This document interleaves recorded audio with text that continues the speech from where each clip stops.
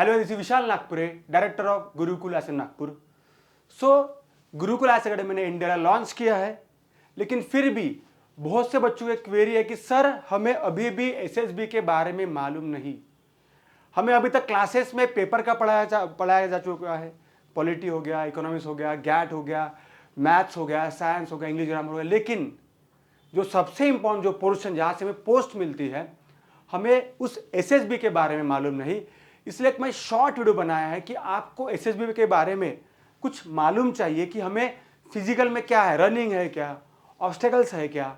बहुत से बच्चे मैं देखता हूँ कि जनरली रनिंग में वो ज़्यादा फोकस करते हैं, लेकिन ये यहाँ पे ऑफिसर की पोस्ट है, यहाँ पे सिर्फ रनिंग नहीं रहती, यहाँ पे presence of mind, mental activity बहुत ज़्यादा रहती है। मैं फिर से एक बार बोल रहा हूँ, यहाँ पे फिजिकल ज़्यादा नहीं रहता, लेकिन यहाँ पे मेंटल एक्टिविटी, आपकी लीडरशिप और आपका presence of mind, observation power, ये सब चीज़ें दिखाई जाती है। लेकिन मुझे तो भी ऐसे लगता है, जिस तरह से हम आईएएस के इंटरव्यू लेते हैं, इंडिया में सबसे टफेस्ट जो इंटरव्यू जो रहता है वो एसएसबी का है।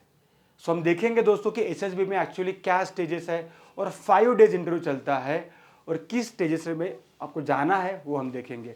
सो हम देखेंगे एक एक पॉइंट की फर्स्ट डे क्या, कैसी क्या। तो सबसे पहले हम देखेंगे कि एसएसबी। सो हमने यहाँ पे दिखा है कि एसएसबी की डेफिनेशन वगैरह आप वो सब देख सकते हो जनरली कि एसएसबी क्या है, कैसी क्या है, वो आपको गूगल पे दिख जाएगा। लेकिन अगर मैं देखता हूँ कि मुझे एसएसबी में जाना है, किसमें, आर्मी, नेवी और एयरफोर्स में, सो विदाउट एसएसबी आप कौन से भी डिफेंस सर्विस में नहीं जा सकते, वेदर इज सीडीएस और एनडीए। सो सबसे इंपॉर्टेंट है एसएसबी। हमने बताया यहाँ पे मिनिस्ट्री ऑफ डिफेंस के अंडर में जनरली आता है सर्विस सिलेक्शन बोर्ड। इसका फुल फॉर्म देखो क्या बताया यहाँ पे, सर्विस सिलेक्शन बोर्ड। सो हम देखेंगे कि एक्टिविटीज क्या है। सो detailed schedule for 5 days of SSB, यहाँ पे एक शेड्यूल दिखाया गया है कि 5 डेज में किस तरह से शेड्यूल चलता है। तो फर्स्ट डे देखो यहाँ पे स्क्रीनिंग टेस्ट। और मैं सभी को एक बात कहना चाहूँगा दोस्तों कि स्क्रीनिंग टेस्ट जो होती है सभी की, यहाँ पे नियर अबाउट 80% 90% कैंडिडेट आउट हो जाते हैं। मीन्स सबसे इंपॉर्टेंट रहती है फर्स्ट डे की स्क्रीनिंग टेस्ट। अगर आपका स्क्रीनिंग टेस्ट में क्या होता है वो भी हम देखने वाले हैं जस्ट, लेकिन जस्ट मैं एक शॉर्ट भी बता रहा हूँ कि first day screening test, second day में साइकोलॉजिकल टेस्ट, थर्ड डे में ग्रुपिंग टास्क ऑब्स्टेकल्स, उसको जनरली हम जीटीओ कहते हैं, जनरली हम जीटीओ कहते हैं, फेमस जीटीओ करके। ये इसमें ग्रुप में आपको टास्क करने पड़ते हैं, जैसे देखने जो भी रहेगा। डे 4 में देखेंगे पर्सनल इंटरव्यू। ये पर्सनल इंटरव्यू जनरली हम जो फॉर्म फिलअप करते हैं उसके ऊपर जनरली रहता है। और 5th डे रहता है कॉन्फ्रेंस। सो इनके बीच में डे 1 में क्या है थोड़ा सा बताया मैंने। सो आपको तो क्लियरिटी आ जाएगी कि ये डे 1 में क्या है, डे 2 में क्या है, या फिर सर हमने सुना था इंटरव्यू रहता है, लेकिन इंटरव्यू में क्या करते हैं समझ लीजिए थोड़ा सा, ठीक है। सो सबसे पहले हम जाएंगे डे 1 में, that is screening test.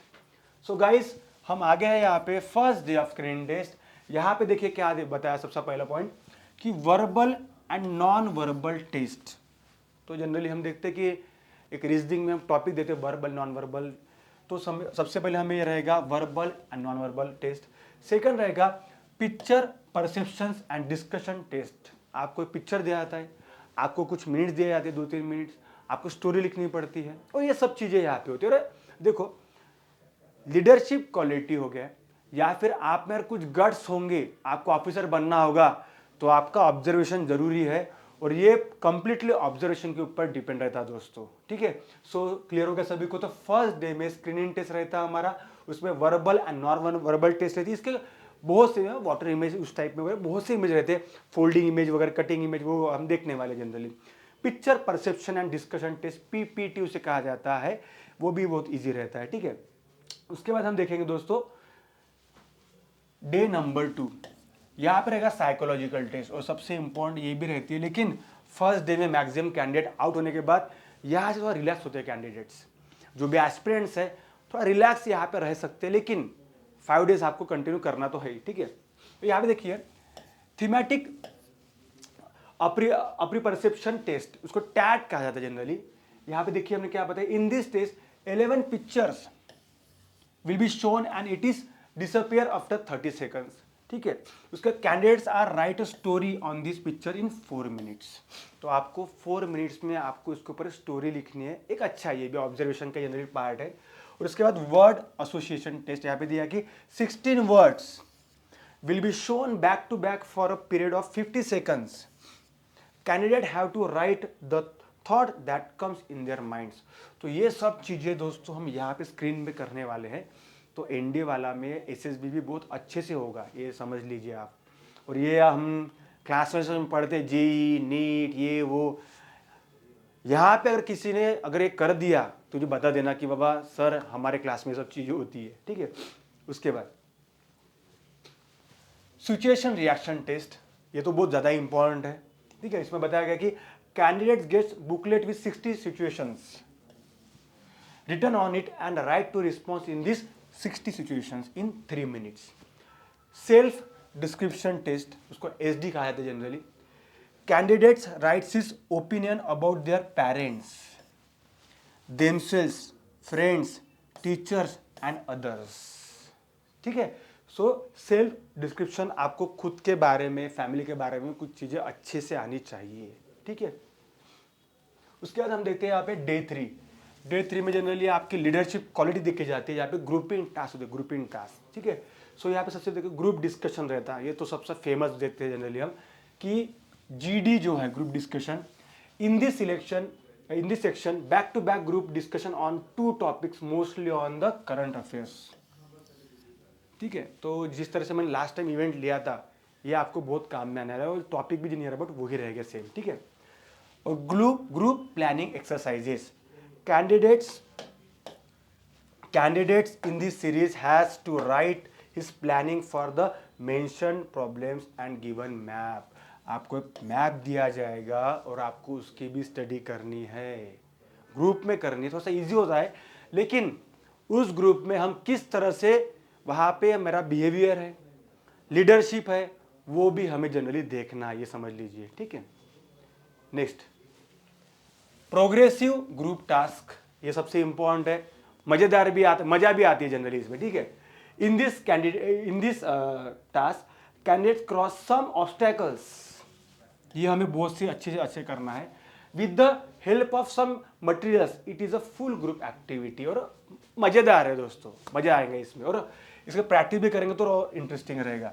Half group task, this series is same as a PGT but group members in the HGT is a half then PGT, means थोड़े से मेंबर्स हाफ हो जाते हैं समझ लो, लेकिन ठीक है, इंटरेस्टिंग। ग्रुप के जो भी इवेंट्स है वो अच्छे हैं, प्रॉब्लम नहीं आएगा इसमें। इंडिविजुअल ऑब्स्टेकल्स टास्क, इस पर इंडिविजुअल जो ऑब्स्टेकल्स रहते हैं वो भी अपने देखना है generally. In this series candidates attempt 10 obstacles individually, कितने 10, ये भी हमें देखना है और मजा आएगा दोस्तों, ठीक है। देखो एसएसबी में बहुत से बच्चे सिर्फ रनिंग करते हैं 100 मीटर ये मीटर, मतलब एसएसबी के नाम से, और कई जगह तो सिर्फ क्लासेस होती है जैसे एनडीए के नाम से, इसीलिए नागपुर से रिजल्ट नहीं आ रहे थे। अभी देखते कि एनडीए वाला ये प्रॉपर तरीके से करने के बाद एनडीए से रिजल्ट कैसे नहीं आते, हम देखेंगे जनरली, ठीक है। उसके बाद command task, candidate required to cross some obstacles with the help of 2-3 subordinates. तो ये भी थोड़ा सा एक मजेदार रहेगा, 2-3 लोगों का रहेगा, तो अच्छा है थोड़ा सा ग्रुप टास्क के तरह वगैरह नहीं रखो, ठीक है।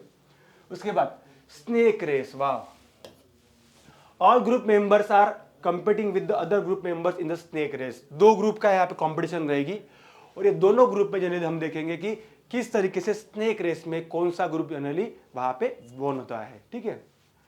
और final group task, in this task candidate chance to show your potential. तो यहाँ पे जनरली सेम फिर से ग्रुप टास्क जनरली रहता है। तो इस तरह से डे 3 जनरली चलता है दोस्तों, ठीक है। उसके बाद सबसे इंपॉर्टेंट रहेगा पर्सनल इंटरव्यू वाला, पर्सनल इंटरव्यू। और बहुत से बच्चों को डर लगता है जनरली, लेकिन 3 डेज के एक्टिविटीज़ के बाद मुझे लगता है कि जो मेंटली जो स्ट्रांग बच्चे रहते हैं तो उनको उतना प्रॉब्लम नहीं जाना चाहिए, ठीक है।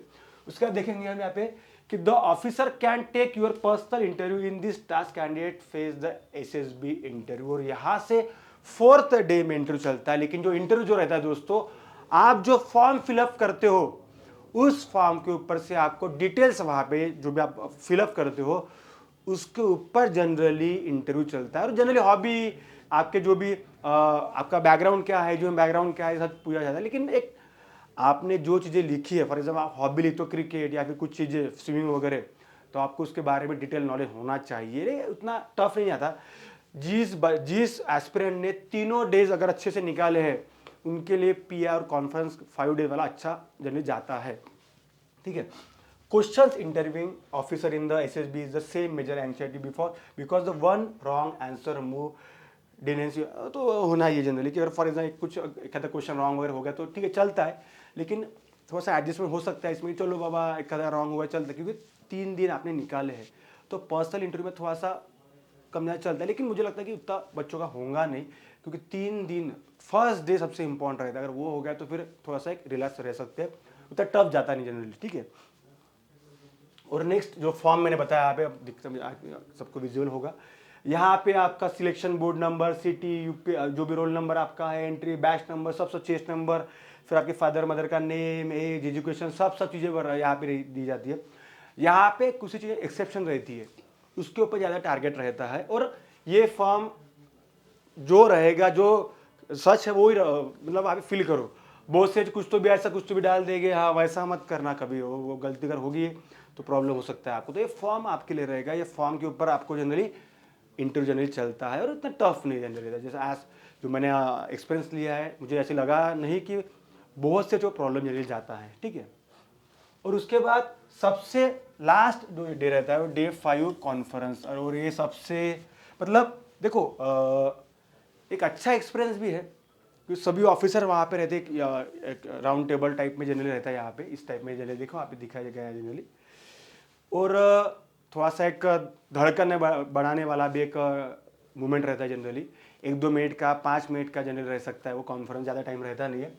The conference is just to decide whether you are recommend as an officer in Indian defence forces और not.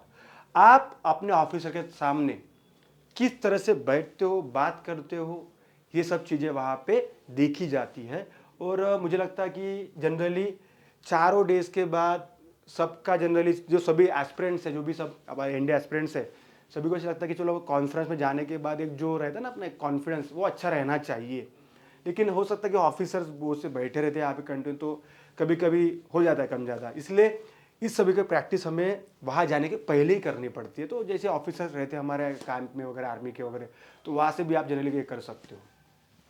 Candidates are required to come before the complete board of examination, which is consisted of president, deputy president, all the GTOs, all the psychologists and technical officer। Mean आप किस तरह से बैठते हो, आपके पैर की मूवमेंट क्या हो रही है, आप कहाँ देख रहे हो, ये सब चीज़ें भी वहाँ पे ऑब्जर्व की जाती है। मतलब as a officer, as a army officer, navy officer, air force officer, आप में क्या मोमेंटम हो रहे हैं, आप किस तरह से आप बात तो कर रहे हो ठीक है, लेकिन किस तरह से बात कर रहे हो वो भी कॉन्फ्रेंस में साइकोलॉजिस्ट रहता है, वो भी वहाँ पे आपको वॉच करते रहता है। तो एक अच्छा है जनरली, लेकिन इसके लिए जितना आप उसका एक्सपीरियंस लेंगे उतना थोड़ा सा एक लाइटली हो जाता है। अदरवाइज फर्स्ट टाइम जाने के बाद तो बहुत बच्चों को प्रॉब्लम जाता है, बहुत 10-20% बच्चे क्रैक कर पाते हैं फर्स्ट टाइम में जनरली ये कॉन्फ्रेंस हॉल भी।